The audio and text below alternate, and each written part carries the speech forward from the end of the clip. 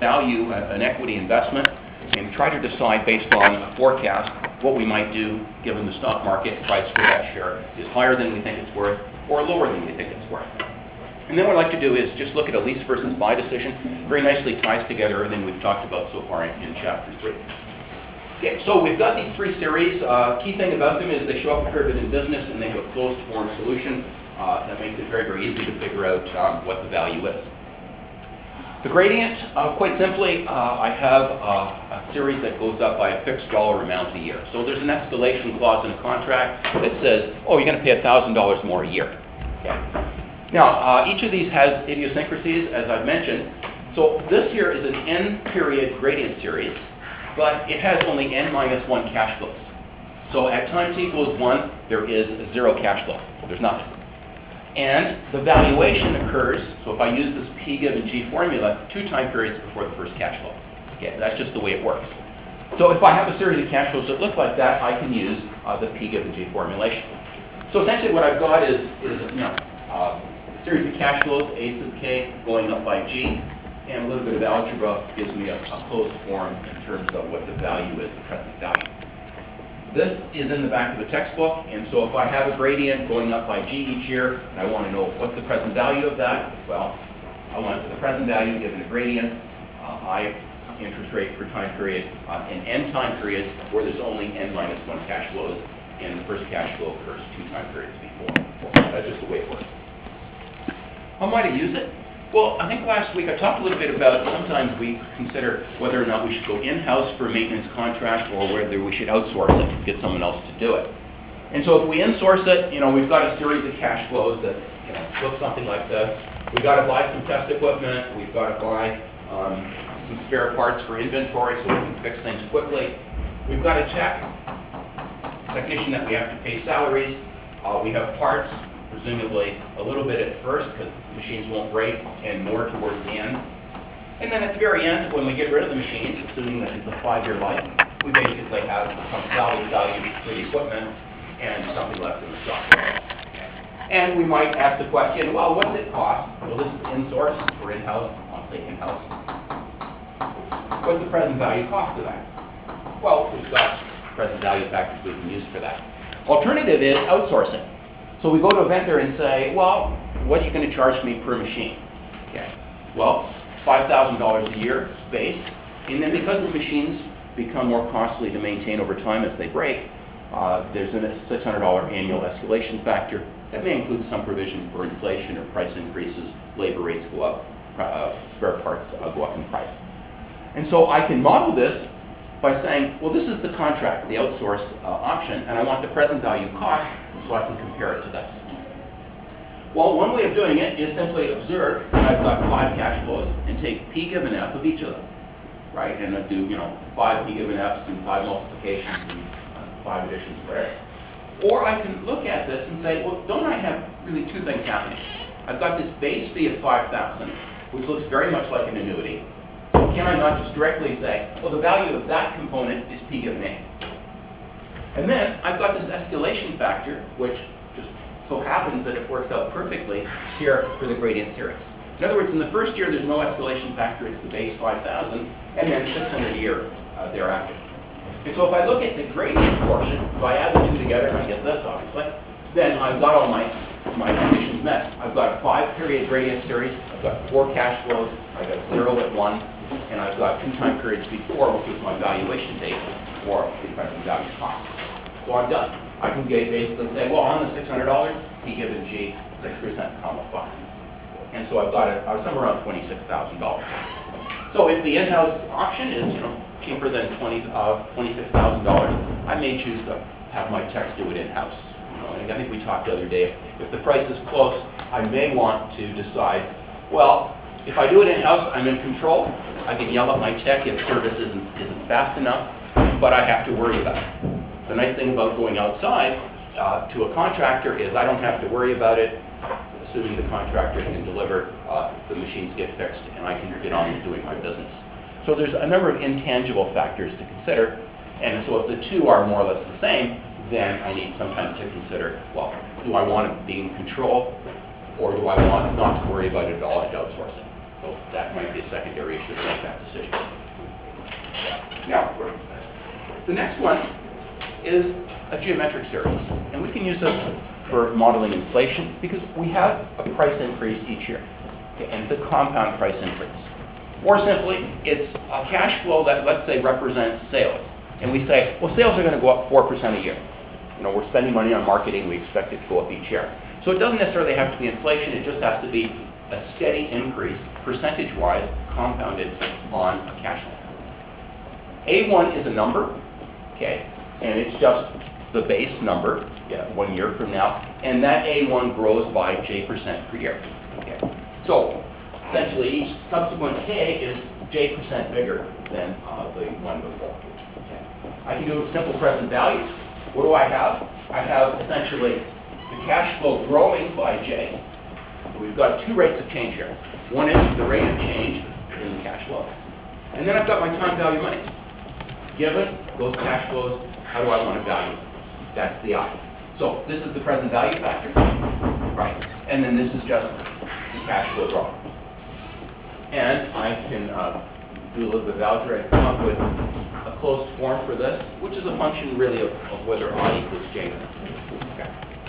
Now, I and J, let's say I'm defining J to be inflation. So in other words, I've got this engineering project, and let's say I can buy whatever I need for $10,000. And I'm going to use the same amount of that each year. But the price is going to go up by J% each year. So the cash flow in terms of buying it is going to be, well, $10,000 next year, $10,300 the year after, and 1 plus 3% the year after that. And I want to do a valuation. And so I then is time value money. Is there anything I can say about the relationship between I and J based on my sort of observations about interest rates and inflation? Anyone want to hazard a guess? Is there something I can say about I and J? What do you think? They're the same. They're the same? Yes. Okay. So one thought is that they're the same, and therefore, life is easy, we can use this easy formula. Those are the benefit of I equaling J. Any contrary opinions? Well, let me ask a question. If I have some money and I want to lend it out, and I know that inflation, or no one knows for sure, I expect inflation to be 4% next year. Am I going to lend that money out for 4%? Probably not, because I'm no better off. Right? I'm going to get 4% more money next year, and things are going to cost 4% more. Therefore, I'm no better off. Normally what you see is that people are building inflation into the interest rate. Remember when we talked about interest initially? There were three components, right, in terms of what determines an interest rate. There was one, this postponing consumption, which is a fairly minor one. There was the risk factor, and there was the inflation factor, and then there were taxes. The dominant are these three. And so if I expect a 3% or say 4% inflation next year, more than likely the market's going to say, well, I want more than 4% if I'm going to lend you some money. So I really want to make something. So I'm going to argue that this is the relationship. I is going to be greater than J. Right? Because we have an expectation for inflation. People want to earn more than that. Therefore, the market rate for, so this is time value money is just another way of saying interest. The interest rate in the marketplace will have that observation built in. And therefore, the more complicated form, unfortunately, is the one that we have to use. Okay. So, and again, these are available in the back of the textbook for integer i's and j's, all worked out for you. Normally, you just look it up and you'll get the factor. You don't have to calculate. Well, let's apply it. Now, first of all, it's a two-step application of the formula. Let's just ask the question, first of all, if I have this equity investment, well, how do I basically benefit from it? Well, one, I get dividends, right? Remember, a dividend is nothing more than a cash payment to shareholders, which is a share of their profits for the year. The board of directors decides what percentage of profits gets paid out, if any. Okay. And so there are no guarantees. This is a forecast. If I'm an investor, I know perhaps I know what the last dividend payment was. I may have some guess as to what the next one will be, and based on the profitability growth of the company, how that may grow. So first, wealth generation comes through the payment of dividends, and the second one is in the expected sale of the share, buy low, sell high. So those are the two ways that I make money. First part of this is I want to just ask the question, how much value is there in holding a share of this company for 10 years just from the dividends? Okay, the next slide, we'll just relax that and look at the entire value of the company and talk about this investment. So 1,000 shares, and it's an ownership period of 10 years, right? That's the investor says, okay, I'm in this for 10 years, then I need the money. First expectation is $250. That's the dividend for next year. And because this company is profitable, it's going to reinvest in the company, and we expect the profits to grow by 4% a year, and we expect the board of directors to flow that out. In other words, dividends will go up. The share that's being paid out will go up by 4% as well. Okay. And so I've got this dividend stream that's going up by 4%, and I'm going to hold the share for 10. So I'm entitled, as a shareholder, to 10 dividend payments. Am I guaranteed? Absolutely not. This is the forecast, my forecast about this company. Well, what's the value of it? Well, I need to look at the formula, and the first part of it is fairly simple. I've got this, I've got 1,000 shares at $250. So this is a number. This is the A1, right? That's the base number. So I start with the base number for A1. And then it's going to grow by my assumption of 4%. That's the second index, I, J, and N. And I got 10 of them. The 5% now comes in for my time value money. How am I going to value it? What's my opportunity cost? So I've got these things growing at 4%, but I want a 5% return. Therefore, I'm going to use for I the 5%. And so these dividends are worth around $23,000. Okay. That's the first part of the analysis. But now I want to look at the question of the one share by itself. And ask the question, is this a good investment? Well, let's have a look. So again, this is a forecast, right? Dividends aren't like a bond where you know what your interest is going to get. This is one investor's forecast about what might happen over the next 10 years. Every other investor may have a different view. Okay, that's what makes the market go up and down. So, $250 next year for one share. So I'm just looking at one share now, and growing by 4%. And then this investor, by assumption, is going to sell after 10 years. So the value of the dividends per share today, if I have a 5% rate of return that I'm demanding, is essentially $22.81. That's just the previous slide divided by 1,000. Okay. And as I mentioned, the total return on this investment comes from dividends and from the value of the share. Hardest part of this is to say, well, 10 years from now, this investor is going to sell it. Okay. What's the forecast price? Well, that's difficult. What is the value of a share? Well, isn't it really my share as an owner of the future profits? So if I'm trying to come up with a value for the share in year 10, implicitly, I have some sort of forecast about years 11, 12, 13, how that company may do. Okay. I have an example in lesson plan 3 the lesson plan for chapter 3, which actually works out some reasonable assumptions for a company and allows you to decide whether it's fairly valued or not. Companies can't grow forever, and therefore they usually level off. And so in this case here, this $50 perhaps represents the profits finally leveling off and going on for a very long period of time. Okay, so there's a question that does a share evaluation that we'll talk about a little bit later that's in the lesson plan. For the time being, let's just say that this is a number that we can forecast. Okay. So then we've got the value of the share today. Okay. We've got, if I buy one share, I've got 10 dividend payments at $22.81. And I've got this share that I'm going to sell 10 years from now worth $50. P given F, 5% common 10, it's worth $30 today. So the present value of my future expected returns, again, no guarantees, $53.51. Okay. Turn that around and say, if I pay $53.51 for this share, and all of this happens, and I get to sell it for $50 10 years from now, the rate of return on my investment of $53.51 will be 5% per year compounded annually. That's what a present value means. Okay, so look at it in terms of if I spend this and all of that happens, then I got a 5% return. Let's say I can buy this share for $45. So this is my view of the world.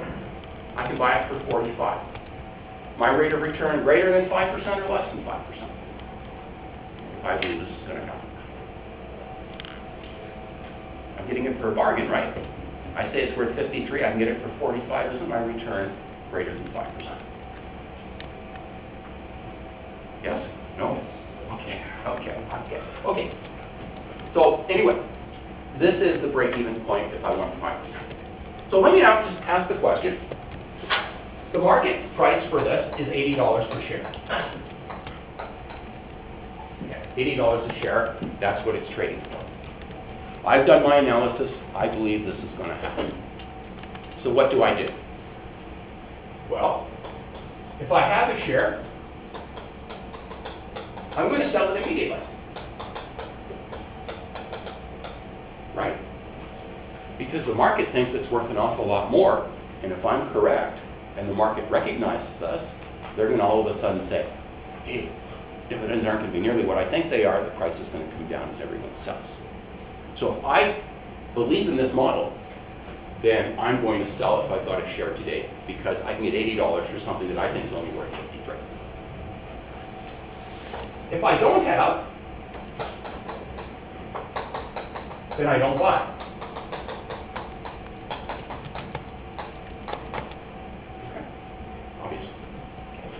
Now, can I profit from the fact that I believe this stock is going to nosedive? You would think that there's really no way of doing that, because if I buy the share for $80 and I'm right, I'm going to be able to sell it for 53. The conventional way of making money in a stock market is what we call a long position. In other words, buy it and hold it for a very long time. Okay. And of course, I won't buy if I think it's overvalued. So I'm going to buy a share, hopefully over time that will grow in value, and that's how I make my money. But this is different. I believe that this share is overvalued, and I still want to make money. Well, the second way of a short position. Okay. In a short position, basically, a short position looks something like that. So I'm going to take a short position in. First of all, we use the term derivatives. This is not calculus. In other words, in the long approach, I am buying a share, I'm holding it. The value of my investment comes from that share itself. I'm holding it, it's growing in value over time, I sell it at a profit. In a derivative, I don't want anything to do with that share. The value of the transaction is derived from that security, whether it's a bond, a foreign exchange, or a share. And I have no intention at all of keeping the share itself. So the value is derived, hence it's a derivative. And so in this short position, what am I going to do? Well, let me just do an example first of all. Let's say someone has 1,000 shares. And for this to work, we really need two people with a different view of the world. So I'm going to pick on this young lady here. Okay. She has 1,000 shares of that. Okay. So she's worth what? 80,000. Right? So she's got 1,000 shares, and the market says today's price is $80. Right? So she is worth 80,000 in this investment. Okay. Now, she believes this is a good company. She has no intention of selling.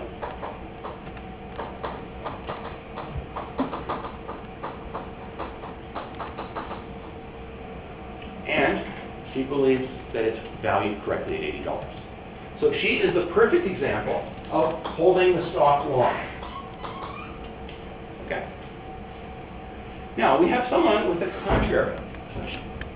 This young lady here. She's taken engineering economics, done her model, and says, you know what?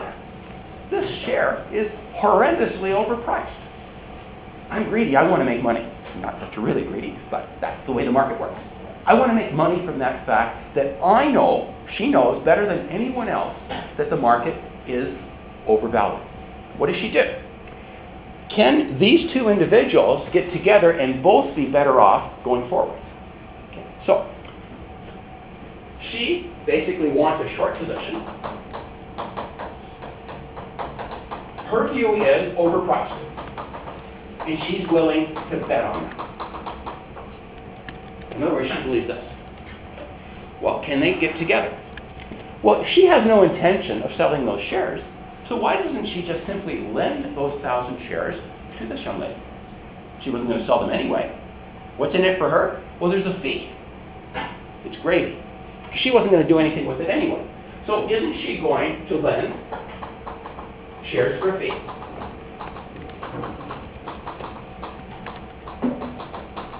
And of course, she's going to borrow and pay fees. Okay. This is the short contract. Between the two of them, it's a 3-month contract. So she is borrowing those shares for 3 months, and she promises, you promise, to pay them back. Okay? In shares, not in cash. Because we're not talking about money here, we're talking shares. Now, what would she want to do? Well, she'd want to make sure that she's good for it, right? And so she's going to perhaps have to pledge security that indeed she'll be able to make good on the contract 3 months from now. There's usually a broker in between that makes sure that she has the resources to make good on the contract. So the risk is rather mitigated because the financial intermediary will make sure that she's good for it. Okay. She has to have sufficient resources. Okay. So let's not worry about that part. So what does she do? What are you going to do? You got these shares now, and you think they're overvalued. You're going to sell them immediately, right?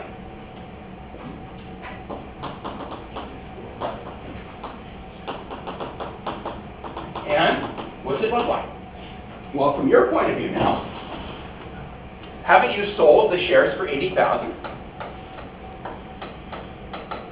Right? Because we're talking about 1,000 shares, right? 1,000 shares. And the fee, let's say, is $2 a share. So it's costing you $2,000. Everyone okay? She's got a contract, piece of paper says, I'm going to give you the shares back 3 months from now. And she's got $78,000 in the bank. Okay. Well, what happens if she's right? Okay. And this comes to pass. I.e., the market didn't recognize the things that she did about this company, and all of a sudden recognized that there isn't the profit there aren't the dividends, and the price comes down. Everyone sells. Okay. Well, if she's forecasted things correctly in the next 3 months, can she not, assuming she was right, buy back the shares for $53 a share? Right? And so her cost is going to be $53,510 to buy them back.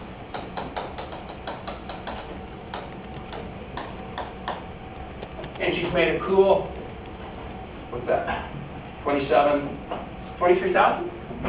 that close enough?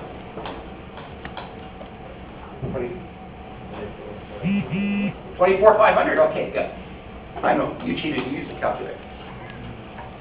I can't do numbers in my head, that's what Excel's for.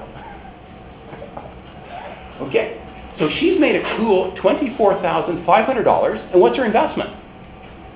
She didn't buy the shares at $80,000. She paid $2,000. So her investment's $2,000, and her return $24,500. Huge, huge profit. And she gets her share back. But of course, she might have wanted to react during those 3 months and sell them as the thing was moved up. But if she didn't have the shares, she's lost that. That's the risk of the contract. That's the risk of all future obligations. You don't have, whatever it is, your money, the shares to react. But she, going into this, didn't think there was any problem. So she wasn't planning on selling anything.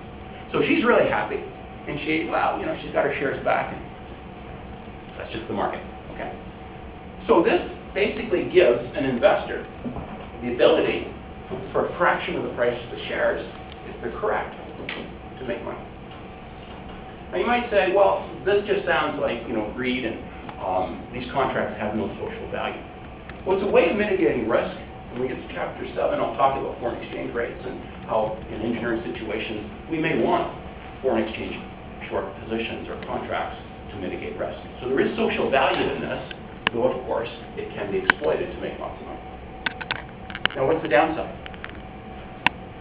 Well, what about if she's wrong? And she had a good investment, but even better than she thought, and the share price is $100, right? So she has to buy the shares in the open market if she doesn't have them anymore 3 months from now at 100. So if she has to now, so this is good, she's right. If she's wrong, and let's say share prices are now $100, well, doesn't she have? She's got. She spent 80 to buy them. Or she's got 80 in the bank. She spent $2,000 on the fee, and now she's got to spend $100,000, right? And so she's lost $22,000, right?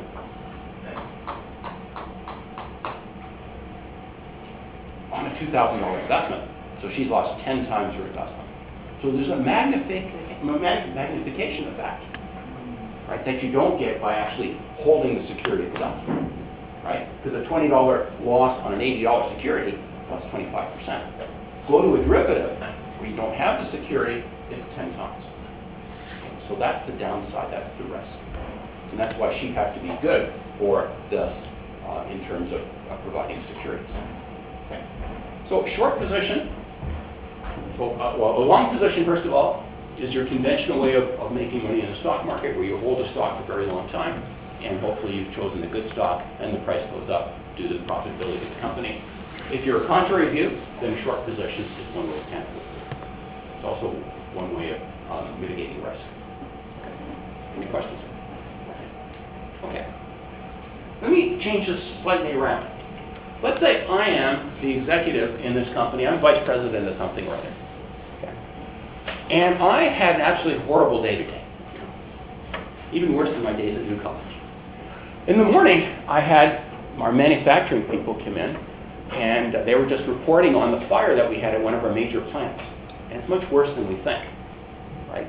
Because it looks like we're going to be 30% production reduction until we get the plant going a few months from now.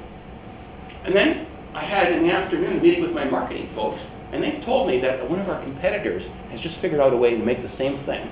They're applying for a patent, and they're probably going to have a 25% cost advantage. So 2 bits of very bad news. And so I go home that night, deeply disturbed with my laptop and financial information. And remember, the share now is trading at $80. Well, I'm an exec there, right? So I've got 100,000 of these shares. So I'm worth $8 million in the company. And I do my analysis, and I come up with this. And I say, hey, this company is really only worth $53 a share. And I have a very sleepless night, because my question is, you know what the question is, should I call my broker first thing in the morning and say, sell my 100,000 shares? And then my shares, I should be free to do so. Or am I going to have a problem, perhaps, because I've got some information maybe that no one else has, and I'm trading as an insider? Should I wait till the end of the day or the next day, and if the market reacts the way that I think they will, my 100,000 shares won't be worth $8 million anymore. They'll be worth $5.3 million. You've lost almost $3 million by just waiting a day or two. What do you think? Can I sell now? Wait until exactly when the news hits and then sell it right then. Wait until the news hits, okay. But have you ever seen how quickly bad news gets reflected in? It's like a waterfall. It's like an avalanche. Yeah, and hopefully I'll catch it before it gets there. But I can avoid all of that by just calling them up at first thing in the morning. Insider trading? No, it's physical. No, maybe not. Okay, we have 2 views here. This is good. Okay, insider trading, essentially, the price of $80 reflects all publicly available information that's known to everyone. And faith in the trading system, in the securities market, is based on no one getting an advantage because they know something that no one else does. That's insider trading. And so what we say is that that's reflective of all the information that's out there. If I'm trading now on this fact that I've got these 2 bits of information and I'm profiting from that, obviously I'm profiting to the tune of $2.7 million of losses I'm not going to have, then maybe that's insider trading. And maybe I should avoid it because the Securities and Exchange Commission is going to come after me and try to throw me in jail because that's a criminal offense. Now, you had a country view. Is this insider trading? What do you think? But isn't that your own projection? Yes, but based on what? Some users that people tell you. Okay, but my people, my marketing folks, my assistant vice president of the manufacturing, in a meeting in my office, and I haven't shared it with anyone yet. But you got fired, and everyone knows that. So You're right. There were 8 fire trucks, and they weren't very quiet about it, right? There were sirens, and there was lights, and what have you, and smoke. Is that insider trading? I mean, there's a fire. And what about marketing information? Well, my marketing guys spend most of his time in the pubs. If they know about this, I mean, everyone else does. So maybe it really isn't insider trading. Okay. Now, of course, the optics of this will be very bad. If I decide to call my broker at 7, 8, or 8 o'clock in the morning to get in right at 9:30, I might be very well investigated. And I need a pretty good lawyer to demonstrate what I'm trying to tell you right now that everyone else knew. Well, the answer is, if everyone else knew, why was the share price still at $80? Well, Your Honor, the market's slow. Okay. So it'd be an interesting. Now, from a corporate point of view, I may very well not want to do that because nothing hits the Globe and Mail headlines in terms of executive profits $2.3 million ahead of the market by selling the shares in a company that's taking a nosedive. So ethically, from my company point of view, I may just want to hold on because 1, I don't want to get in trouble with the law. 2, I don't want to have to pay for expensive lawyers, and 3, I don't like the bad press associated with me doing this. But is it truly insider trading? Well, the jury will have to decide. And the jury probably won't be executives like me. Okay? So, again, we've got ways of looking at markets and profiting whether they go up or they go down. And the key thing is knowing better than anyone else, which is very, very hard to do on a reliable basis without insider information. That's why trading on insider information is illegal. If everything that everyone knows is in that price, then there's no additional information, and we just have a different slant on things in terms of what we think is going to happen. Okay, so, designed to protect investors. Okay. Any comments? Okay. I want to now just share with you an example that will tie together everything we've talked about in Chapter 3 so far, and you might find it useful for the quiz. Okay, and I'll just go to the board. I have this problem I want to look at, which is leads versus buys. So in other words, I have this engineering project, and I need this piece of equipment. And it's a $90,000 piece of equipment, and it has a 5-year economic life. In other words, I'm going to get rid of it after 5 years, because if I keep it for 6, it's going to cost me more per year. And again, in Chapter 4, we'll formalize all of this stuff. Okay. Now, what are my options? Well, I can buy it, obviously. Then I own it, and I'll run it. Or there's a leasing company that's very willing to lease this to me. So let me, first of all, look at the buy option. And for this company, the time value money is 8% compounded quarterly. Okay. Remember, we've got 3 definitions of interest. We've got nominal, we've got per period, and we've got effective.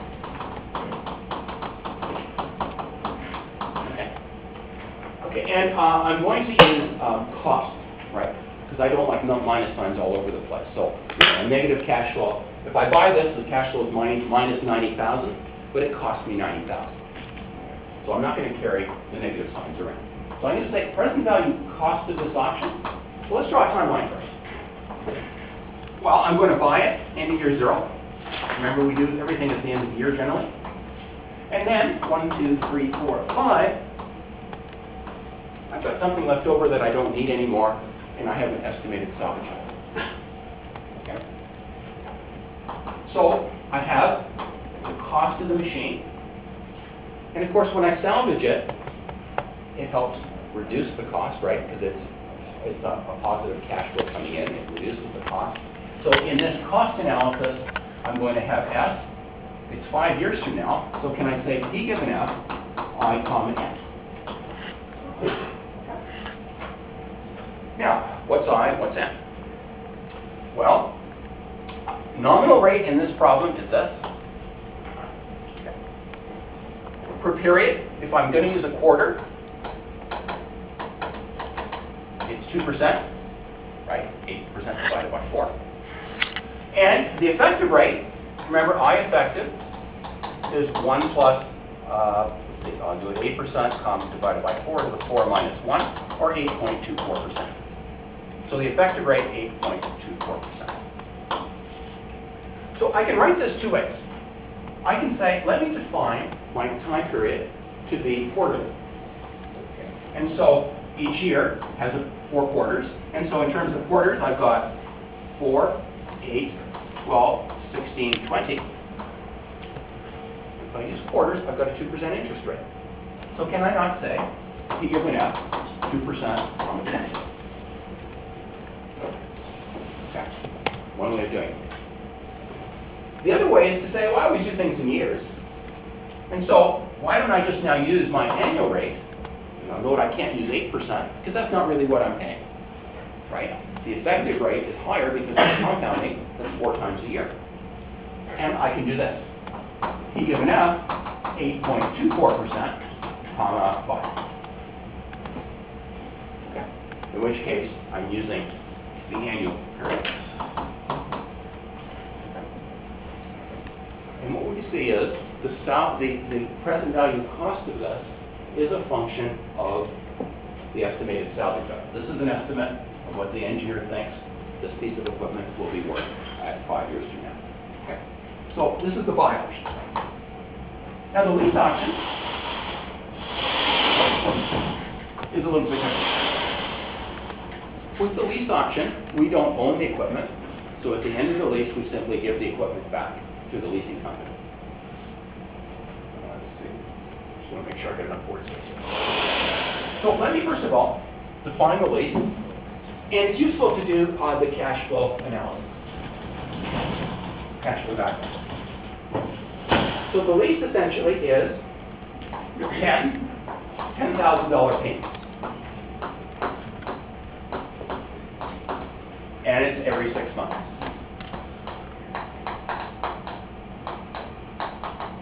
So essentially, it's a 5-year lease. So we get to use it for 5 years, and we give it back.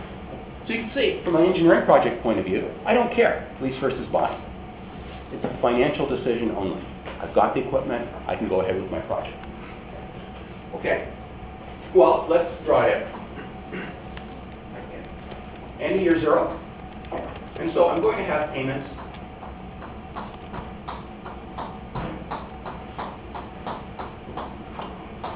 Okay. In terms of years, 1, 2, 3, 4, 5. Okay. Now, same interest rate, of course, same company. I want to do the valuation in 2 ways. One is I'll call it the brute force method. Let's just do a P given F of each of the cash flows and add it all up. So the first method is brute force.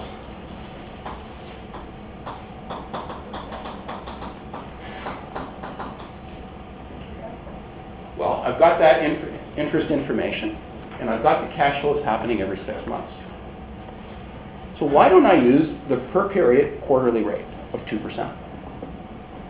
So that's going to be my interest rate to do the valuation. And what am I after here? Well, I'm after present value cost of the lease. Okay? Well, let's take the first term first. So each of these is 10,000. So we make a $10,000 payment every 6 months, we get the machine.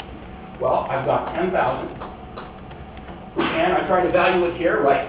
End of year zero is always our valuation date in engineering projects.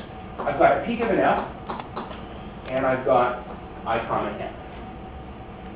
Well, if I'm going to define this problem in terms of quarters as my time period, all of a sudden, what do I have?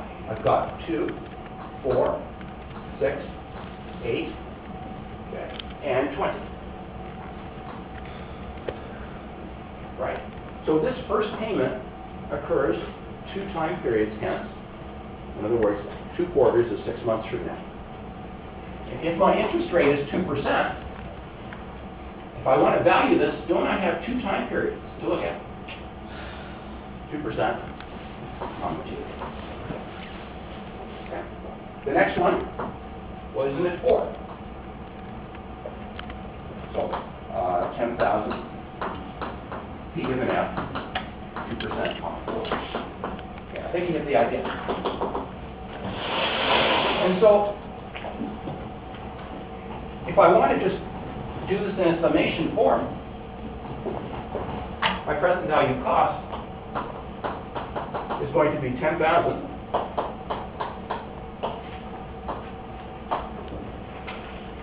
N equals 1 to 10. I've got 10 payments, right? And I've got basically this. P given F, 2%, comma 2N. Right? So I've got 2, 4, 6, all the way up to 20, representing the number of quarters out from today that the cash flow is current. Well, this, I can go into the back of the textbook, the 2% table, and simply add up these 10 terms. If I do that, I've got 8.0948. And the value of this option is going to be 80,000 times 48. Okay, brute force method. But maybe what I want to do is I want to look at this and say, well, doesn't that look an awful lot like an annuity? Are the 3 conditions met? Well, the first one is $10,000 each time period. That's good. If I'm using quarterly as my time period, the second is violated. I don't have a cash flow every time period. And the third condition, where I want it 1 time period before the first cash flow, is also violated, because that's basically 1 quarter from now. So if I want to now use an annuity formula, maybe what I need to do is to see if I can use a 6-month time period. And see whether the conditions are met. Well, if I use a 6-month time period, then I have a cash flow every 6 months, right? Because now I've got 1, 2, 3, 4, out to 10.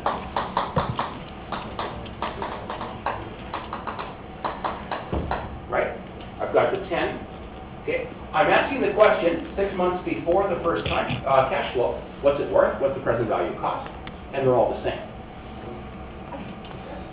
So if I now define my period to be 6 months, I have a standard cash flow analysis for an annuity.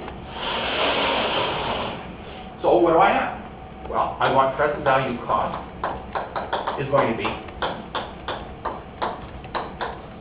sum I, comma 10. Okay. Well, if I go to here, I can't use any of this, but can I not observe the fact that I need a 6-month rate? So if I say, it's always good to define variables, let I6 equal 6-month rate. Well, I've got that up there already. The effective rate in this company, I effective, is 8.24%. Isn't that not equal to, if I have a 6-month rate, 1 plus I6 squared minus 1? I want the 6-month rate, just like in that bank account example that we talked about, that's equivalent to 2% compounded quarterly, or 8.24% per year. solve for this. 404, I think. Yes.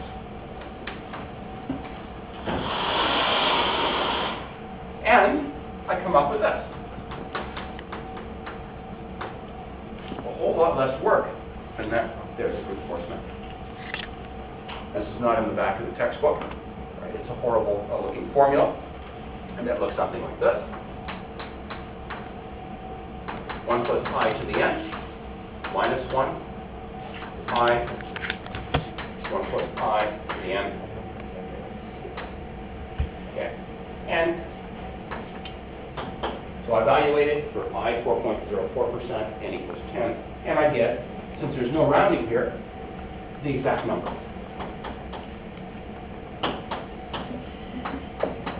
Present value cost is the least with a little less work. So the key thing in any of these problems, any financial analysis, is to line up your time period with the frequency of cash flows. Whether it's quarterly, semi-annually, or annually, doesn't matter. Once you do that, you can value it very easily using all of these equations. Okay. That's that. Any questions at all? Okay. Okay. Let me ask the question. Which option is best? Lease or buy? Well, I can't tell, right? Until I know what the salvage value estimate is. Let's say the salvage estimate, let's say this piece of equipment doesn't lose an awful lot of value. Let's say the salvage value is expected to be really high. What option would probably be favored? The buy option, wouldn't it? Because the higher S is, the less the cost of the buy option. So maybe what I want to do to help me decide, because S is a number that an engineer has to forecast. Why don't I, first of all, ask the question, well, at what point am I indifferent between the two options? We use the term break even. In other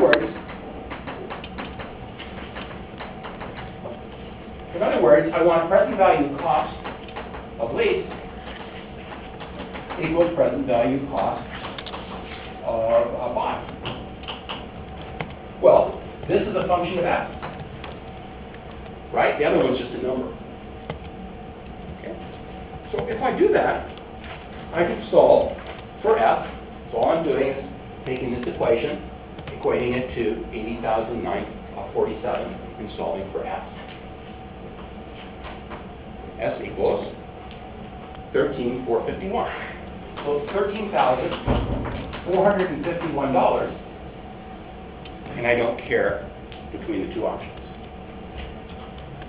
So, if the engineer is saying $15,000, lease or buy. Okay, so we've done this analysis. S is 13,451, and the engineer now is saying, I believe we're going to sell this thing for 15 grand 5 years from now. Could you explain again how you get the six-month rate again? Sure. This one here? Okay, sure. What I need here is a 6-month interest rate, right? Agreed? Okay. I'm letting I6 equal that 6-month interest rate, and what I'm saying is I effective is that 1 plus I6 squared minus 1. In other words, if I compound I6 twice, it has to equal the effective rate. Okay? But I have this definition here of 1 plus the problem specification, 0.08 divided by 4 to the 4th minus 1 as 8.24%.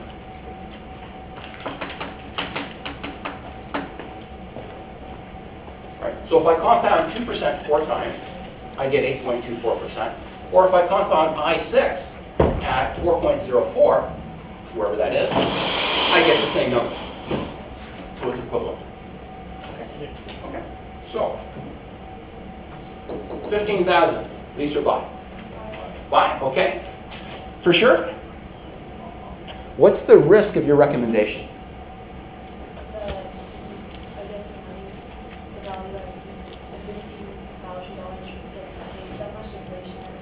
Okay. So there's a chance with your recommendation that the engineer's wrong. It doesn't come from UT. Right? So if you're making that recommendation, there's a risk of buy, which is the estimated salvage value. And what you may want to do if it's really close, like the difference between the options is $500, you may not want to take that risk. So let's say the buy option is $1,000 better. Okay, well, maybe I'm going to lease because if the engineer is wrong and the salvage value is $8,000 or $9,000, then I'm going to lose. Okay. If the salvage value estimate engineer says, I'm absolutely sure it's worth 25 grand, well, they've got to be pretty far off for us to not go with the buy option. Okay. So break-even's great. It tells you where to start, and then you have your estimate, and then you look at intangibles, the risk associated with that estimate, how close the estimate is to that, to decide what to do. So economic answer at $15,000 is definitely buy. Risk analysis might suggest you don't want to take the risk for such a small amount, and you might lose. But that's up to management. There's no right answer when it comes to intangibles. Okay, thanks. See you tomorrow.